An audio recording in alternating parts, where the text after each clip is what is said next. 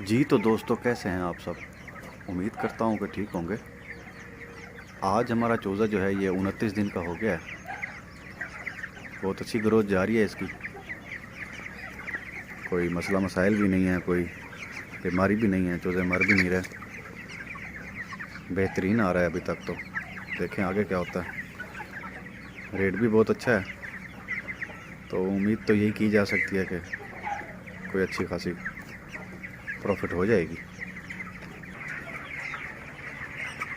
तो ये वज़न कर रहे हैं चूज़े का, तो 1300 ग्राम प्लस है। तो बहुत अच्छी ग्रोथ है 29 दिन पे। 1300 ग्राम वाले, 1400 ग्राम वाले, 1200 वाले भी हैं, 1100 वाले भी हैं। तो एफसीआर की अगर बात की जाए तो 135 बोरी इसने खा लिया है। तो 1200 एवरेज अगर हो इसकी तो 38, साढ़े 38, 39 की एफसीआर तकरीबन इसकी बनती है इस टाइम। तो बहुत अच्छी एफसीआर है ये। बाद में आहिस्ता आहिस्ता कम होगी ये एफसीआर, तो 33-34 पे जाके ये जो है ना तकरीबन रुकेगी।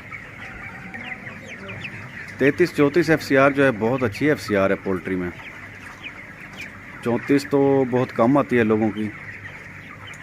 34 हमारी आती है, लेकिन वो कभी कभी आती है।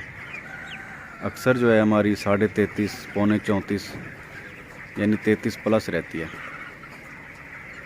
तो अच्छी फार्मिंग जो है वो 33 प्लस पे ही होती है। उससे नीचे वाली जो है वो फिर नुकसान होता है कि आपका वज़न नहीं है, ख़र्चा आपने पूरा किया हुआ है।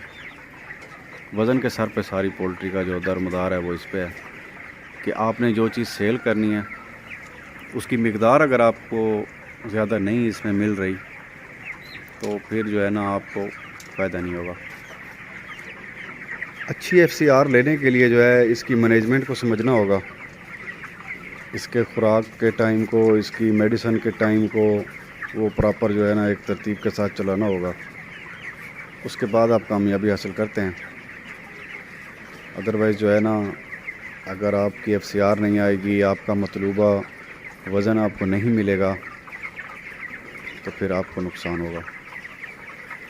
नफ़ा नुकसान वैसे तो पोल्ट्री का हिस्सा है, लेकिन ज़्यादा नुकसान तभी होता है जब आपकी गलतियों की वजह से या आपकी मैनेजमेंट की वजह से आपको मतलूबा मिकदार का वज़न आपको नहीं मिलता।